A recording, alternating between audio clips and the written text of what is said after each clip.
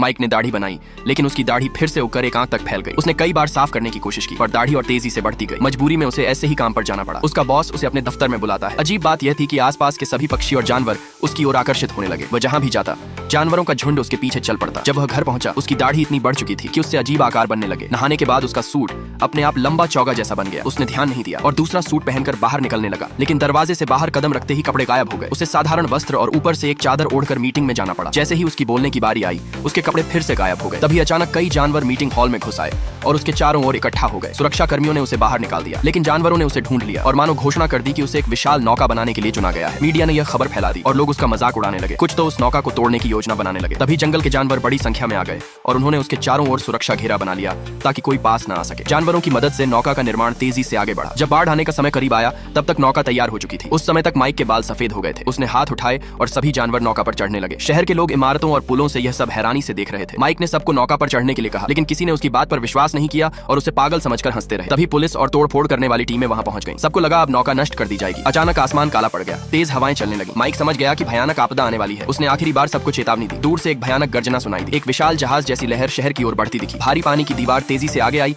और लोग डरकर चिल्लाते हुए नौका की ओर भागे।